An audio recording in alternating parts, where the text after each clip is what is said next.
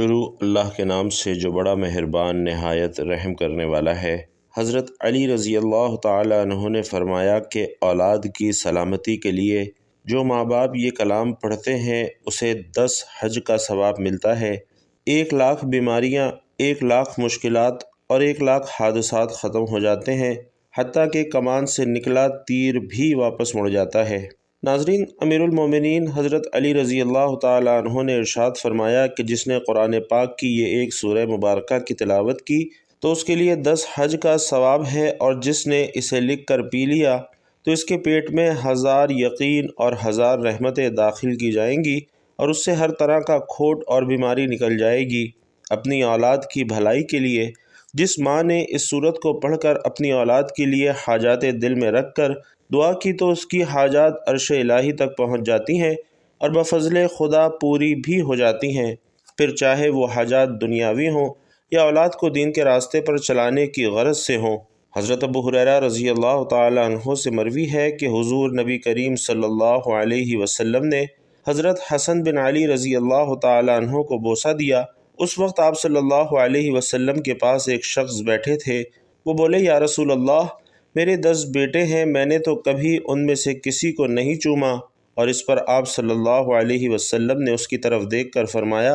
کہ جو رحم نہیں کرتا اس پر رحم نہیں کیا جاتا۔ حضرت عائشہ رضی اللہ تعالی عنہا بیان کرتی ہیں کہ حضور نبی کریم صلی اللہ علیہ وسلم کی خدمت میں کچھ دیہاتی لوگ آئے اور ان سے پوچھا، یا رسول اللہ، کیا آپ اپنے بچوں کو بوسہ دیتے ہیں؟ تو آپ صلی اللہ علیہ وسلم نے فرمایا، ہاں۔ انہوں نے کہا، باخدا ہم تو اپنے بچوں کو کبھی بوسہ نہیں دیتے۔ تو آپ صلی اللہ علیہ وسلم نے فرمایا کہ اگر اللہ نے تمہارے دل سے رحمت نکال لی ہے تو میں اس کا مالک تو نہیں ہوں۔ اسی طرح حضرت انس بن مالک رضی اللہ تعالی عنہ بیان کرتے ہیں کہ میں نے حضور نبی اکرم صلی اللہ علیہ وسلم سے زیادہ کسی کو اپنی اولاد پر شفیق نہیں دیکھا۔ آپ صلی اللہ علیہ وسلم کے صاحبزادے حضرت ابراہیم رضی اللہ تعالیٰ عنہ مدینہ کی بالائی بستی میں بغرض رضاعت قیام پذیر تھے۔ آپ صلی اللہ علیہ وسلم وہاں تشریف لے جاتے اور ہم بھی آپ صلی اللہ علیہ وسلم کے ساتھ ہوتے۔ آپ صلی اللہ علیہ وسلم گھر کے اندر تشریف لے جاتے، وہاں دعا ہوتا کیونکہ اس دائیا کا خاوند لوہار تھا۔ آپ صلی اللہ علیہ وسلم انہیں گود میں اٹھاتے، بوسہ دیتے اور پھر لوٹ آتے۔ جبکہ ابو یعلیٰ کی روایت میں ہے کہ حضور نبی کریم صلی اللہ علیہ وسلم لوگوں میں سب سے زیادہ بچوں پر شفقت فرمانے والے تھے۔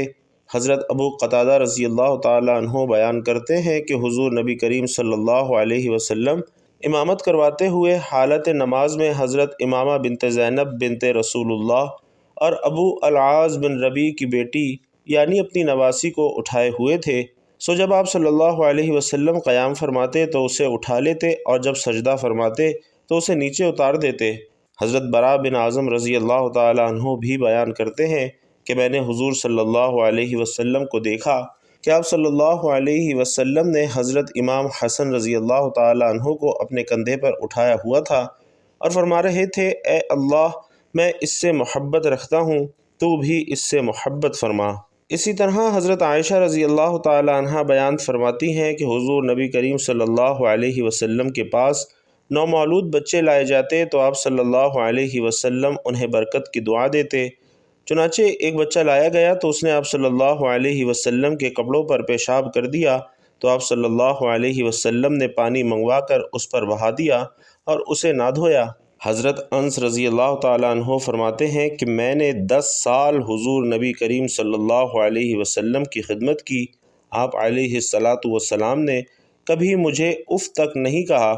کسی کام پر یہ نہیں فرمایا کہ کیوں کیا، اور نہ کرنے پر یہ نہیں فرمایا کہ کیوں نہیں کیا۔ اسی طرح حضرت انس بن مالک رضی اللہ تعالیٰ عنہ سے روایت ہے کہ حضور نبی اکرم صلی اللہ علیہ وسلم نے فرمایا کہ میں نماز شروع کرتا ہوں تو چاہتا ہوں کہ اسے لمبی کروں، کہ پھر کسی بچے کے رونے کی آواز سنتا ہوں تو اپنی نماز کو مختصر کر دیتا ہوں، یہ جانتے ہوئے کہ اس کے رونے کی وجہ سے اس کی ماں کو تکلیف ہوگی، کیونکہ اس وقت خواتین بھی مسجد میں نماز ادا کرنے آتی تھیں۔ ام المومنین حضرت عائشہ رضی اللہ تعالی عنہا بیان فرماتی ہیں کہ میرے پاس ایک عورت اپنی 2 بچیوں کو لے کر کھانے کے لیے کچھ مانگنے آئی۔ اس وقت میرے پاس ایک کھجور کے سوا اور کچھ نہ نکلا۔ میں نے وہی کھجور اسے دے دی۔ اس نے وہ کھجور اپنی دونوں بیٹیوں میں بانٹ دی اور خود اس میں سے کچھ نہ کھایا۔ پھر وہ عورت چلی گئی اور اس کے بعد نبی کریم صلی اللہ علیہ وسلم تشریف لائے تو میں نے آپ صلی اللہ علیہ وسلم سے اس کا ذکر کیا تو آپ صلی اللہ علیہ وسلم نے فرمایا کہ جو ان بیٹیوں کے ذریعے آزمایا جائے گا اور پھر وہ ان پر احسان کرے تو وہ اس کے لیے جہنم کی آگ سے آڑ بن جاتی ہے۔ حضرت عمر بن ابی سلمہ رضی اللہ تعالیٰ عنہ روایت کرتے ہیں کہ میں لڑکپن میں حضور نبی کریم صلی اللہ علیہ وسلم کے زیر کفالت تھا۔ آپ صلی اللہ علیہ وسلم کھانا کھاتے وقت میرا ہاتھ پیالے میں ہر وقت چلتا رہتا تھا۔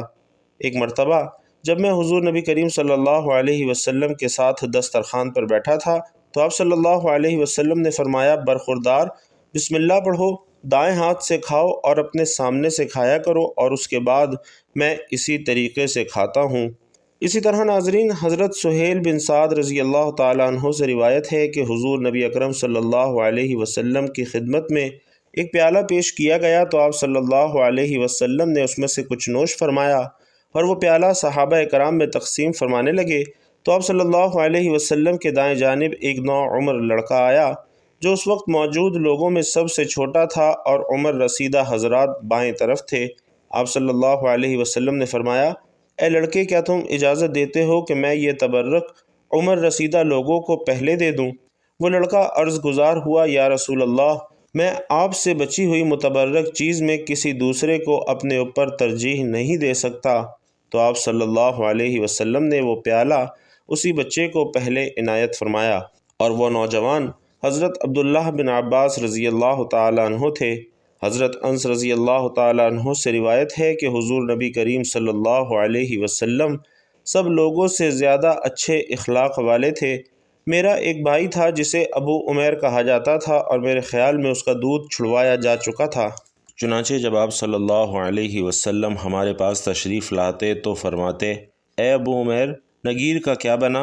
ناظرین، نگیر ایک پرندہ تھا جس کے ساتھ وہ کھیلا کرتا تھا اور بعد ازاں وہ فوت ہو گیا تو آپ صلی اللہ علیہ وسلم اس بچے کی دلجوئی کے لیے یہ فرماتے۔ کبھی نماز کا وقت ہو جاتا اور آپ صلی اللہ علیہ وسلم ہمارے درمیان تشریف فرما ہوتے تو جس فرش پر آپ تشریف فرما ہوتے اسے جھاڑنے اور صاف کرنے کا حکم فرماتے۔ پھر آپ صلی اللہ علیہ وسلم قیام فرما ہوتے اور ہم بھی آپ علیہ الصلاۃ والسلام کے پیچھے کھڑے ہو جاتے۔ چنانچہ آپ صلی اللہ علیہ وسلم ہمیں نماز پڑھاتے۔ حضرت ابوبکر رضی اللہ تعالیٰ عنہ بیان کرتے ہیں کہ میں نے حضور نبی کریم صلی اللہ علیہ وسلم کو ممبر پر دیکھا اس حال میں کہ حضرت امام حسن بن علی رضی اللہ تعالیٰ عنہ بھی آپ صلی اللہ علیہ وسلم کے پہلو میں تھے۔ چنانچہ حضور صلی اللہ علیہ وسلم کبھی لوگوں کی جانب توجہ فرماتے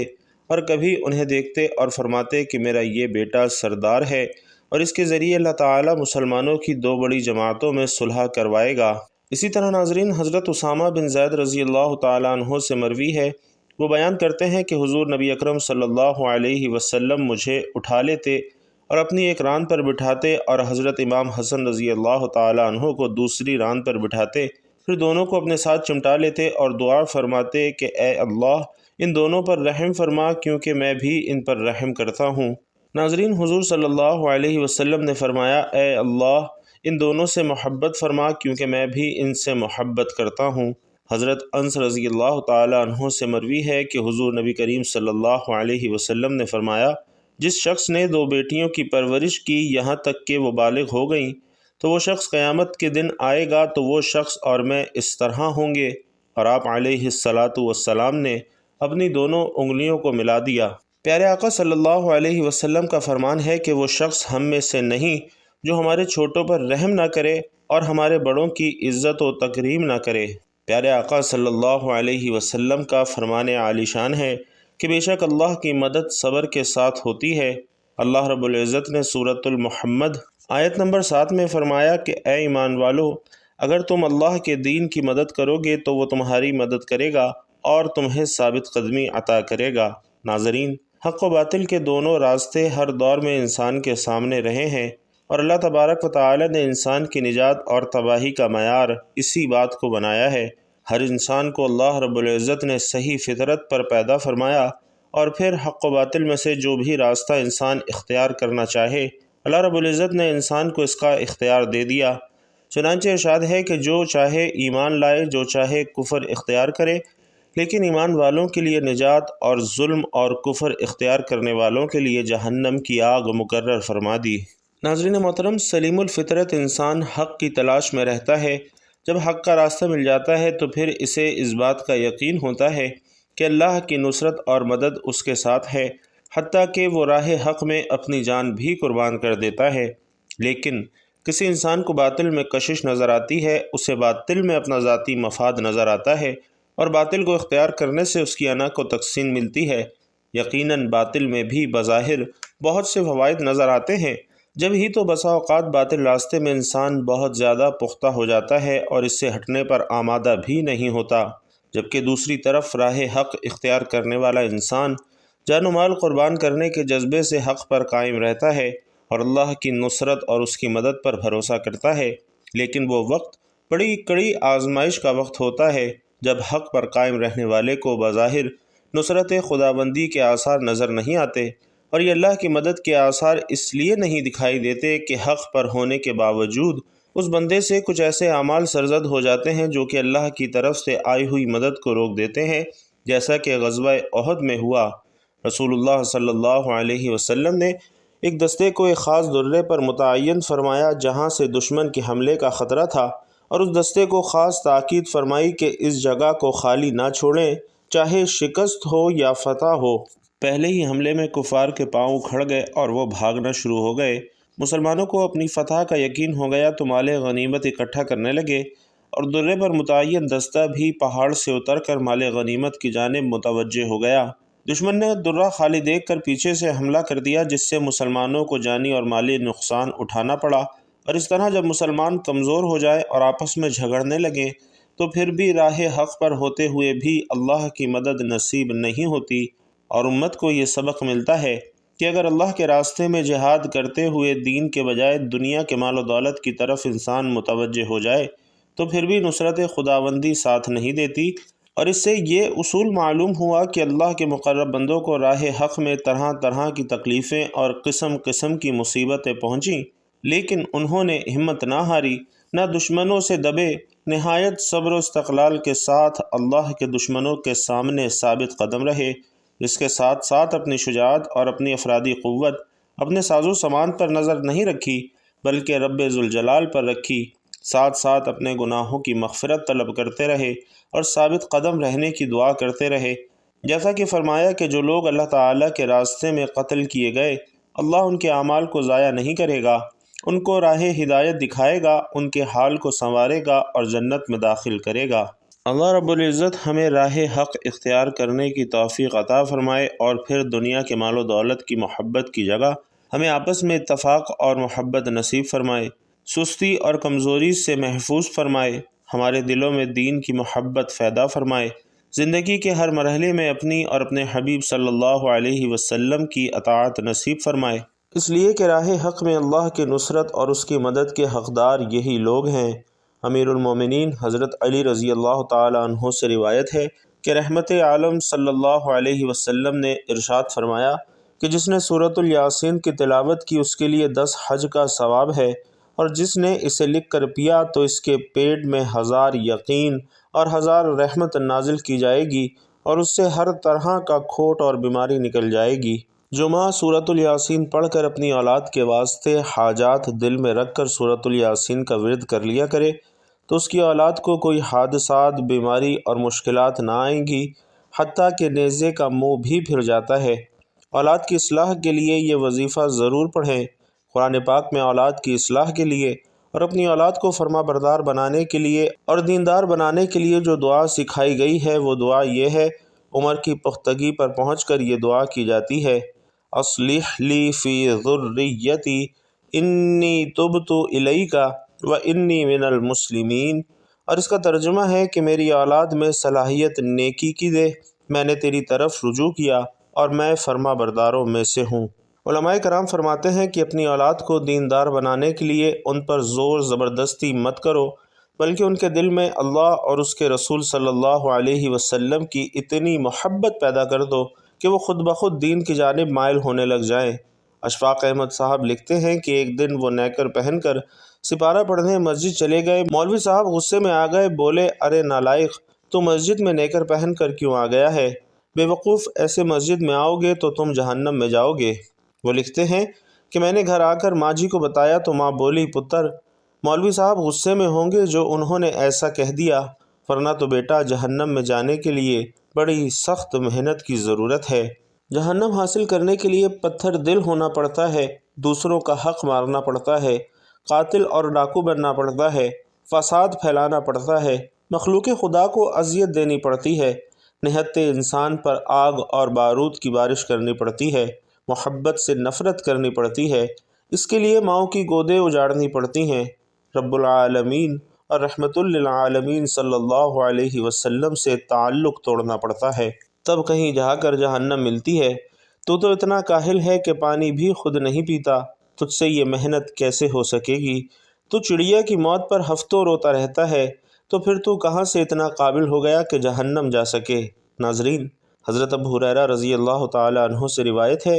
کہ نبی کریم صلی اللہ علیہ وسلم نے ارشاد فرمایا کہ انسان پر صدقہ واجب ہے۔ اسی طرح ایک اور جگہ آپ نے ارشاد فرمایا کہ تم میں سے جو آدمی بھی صبح کا سورج دیکھتا ہے اس کے ہر جوڑ پر صدقہ واجب ہو جاتا ہے۔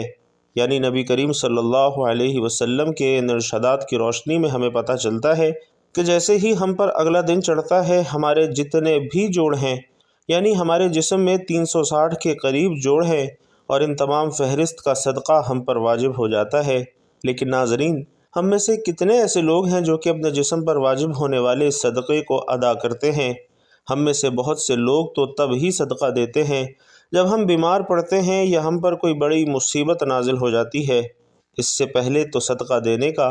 نہ تو ہمارے ذہنوں میں تصور آتا ہے اور نہ ہی ہم میں سے زیادہ تر لوگ صدقہ دیتے ہیں۔ اور ناظرین، یہی وجہ ہے کہ ہماری زندگیوں میں اچانک سے مصیبتیں، پریشانیاں اور تنگیاں چلی آتی ہیں، اور ہمیں سمجھ بھی نہیں آ رہا ہوتا کہ ہم زندگی میں ایسی کون سی غلطی کر رہے ہیں جس کی وجہ سے ہماری زندگی میں مسئلے اور پریشانیاں بڑھتی جا رہی ہیں، ہم پر بلائیں نازل ہو رہی ہیں، ہم پر رزق کی تنگی ہو رہی ہے، اور ہم مسلسل پریشانیوں کے بوجھ کے نیچے دبتے جا رہے ہیں۔ ناظرین، اصل میں وہ وجہ صدقے کا نہ دینا ہوتا ہے۔ اسلامی تعلیمات اور پیارے آقا صلی اللہ علیہ وسلم کے مختلف ارشادات کی روشنی میں ہمیں پتہ چلتا ہے کہ آسمان سے بلائیں نازل ہوتی ہیں، اور یہ بلائیں اپنے ساتھ مختلف بیماریاں، مصیبتیں اور پریشانیاں لے کر آتی ہیں۔ کوئی بلا اپنے ساتھ بیماری لاتی ہے، تو کوئی بلا اپنے ساتھ حادثات، تو کوئی رزق کی تنگی۔ لیکن صدقہ کرنا ہمیں نہ صرف ان بلاؤں سے بچاتا ہے بلکہ غربت اور پریشانیوں سے بھی محفوظ رکھتا ہے۔ صدقہ کرنے کی وجہ سے ہمارے رزق اور دولت میں اضافہ ہوتا ہے، گھروں میں برکت آتی ہے۔ اس کے علاوہ یہ بھی ہمیں پتہ چلتا ہے کہ صرف مال خرچ کر کے ہی صدقہ نہیں دیا جاتا، بلکہ اگر آپ کسی کو سلام کرنے میں پہل کرتے ہیں تو یہ بھی صدقہ ہے، پانی پلانا بھی صدقہ ہے۔ اسی طرح صدقہ دینے کے بہت سارے طریقے ہیں، جیسا کہ دو آدمیوں کے درمیان صلح کروا دینا، کسی کی مدد کر دینا، کسی کو اچھی بات بتا دینا، نماز کے لیے جو آپ قدم بڑھاتے ہیں یہ بھی صدقہ ہے، راستے سے رکاوٹیں اور پتھروں کو ہٹا دیں، دوسروں کو فائدہ پہنچانا، کسی کو دعا دینا، کسی کو پڑھانا یا کوئی چیز سکھانا، کسی کو اچھی بات بتانا، کسی کو مسکرا کر دیکھنا، کسی بے زبان جانور کو، بلی کتے کو روٹی یا پانی ڈال دینا، کسی مصیبت میں پھنسے انسان کی مدد کرنا، وقت نکال کر اپنے ماں باپ کے ساتھ وقت گزارنا، کسی کی طبیعت پوچھنا، کسی کی عیادت کرنا، کسی پریشانی یا آزمائش پر پرہیز کرنا، کسی پریشانی یا کسی آزمائش پر صبر کرنا، نیکی کا حکم دینا اور برائی سے روکنا، کسی کو معاف کر دینا اس کے باوجود کہ آپ کے پاس اسے سزا دینے کا اختیار ہو، یہاں تک کہ اپنی بیوی کو اپنے ہاتھوں سے کچھ کھلانا اور اس سے پیار محبت کی باتیں کرنا بھی ناظرین صدقہ ہے۔ صدقہ دینے کے بے حد فضائل اور فوائد ہیں۔ کہا جاتا ہے کہ بے شک مومن قیامت کے دن اپنے صدقے کے سائے میں ہوگا، اور مسلمان ہونے کے ناطے یہ نہ صرف ہمارا ایمان ہے بلکہ عام مشاہدہ اور تجربہ بھی ہے کہ جب ہم اللہ کی راہ میں خرچ کرتے ہیں، اپنی نیت صاف رکھتے ہیں اور دکھاوا نہیں کرتے، تب اللہ اس نیکی کو کئی گنا بڑھا کر ہمیں لوٹا دیتا ہے۔ اللہ رب العزت قرآن مجید میں ارشاد فرماتے ہیں کہ اے ایمان والو، اللہ کی راہ میں ہمارے دیے ہوئے میں سے خرچ کرو۔ ناظرین، ہم انسانوں کی کچھ اوقات نہیں اور نہ ہی ہمارے بس میں کچھ ہے ہم پر ساری عنایات اس رب کی ہیں جو اس جہان کا مالک ہے۔ یہ اسی ذات کا کرم ہے کہ اس نے ہمیں دینے والوں میں سے بنایا ہے، لہٰذا ہمارا فرض ہے کہ ہم اس کی عطا کردہ رزق سے غریبوں، مسکینوں، لاچاروں، مجبوروں، ضرورت مندوں، یتیموں اور بے سہارا لوگوں کی مدد کریں، ان کی ضروریات کا خیال رکھنے کی کوشش کریں اور جہاں تک ہو سکے دوسروں کے لیے آسانیاں پیدا کرنے کی کوشش کریں۔ اللہ رب العزت سے دعا ہے کہ ہم سب کو نیکی کی بات سننے، سمجھنے اور اس پر عمل کرنے کی طاقت اور توفیق مرحمت فرمائے۔ میرا سنانا اور آپ کا سننا اپنی بارگاہ میں قبول و منظور فرمائے، آمین یا رب العالمین۔ بھائیوں اور بہنوں، آخر میں آپ سے گزارش ہے کہ اللہ تعالیٰ کے 99 ناموں میں سے انتہائی طاقتور صفاتی نام یا رزاق اپنے رزق میں وسعت کے لیے ضرور لکھتے جائیے گا۔ اللہ تبارک و تعالیٰ آپ سب کا حامی و ناصر ہو، آمین یا رب العالمین۔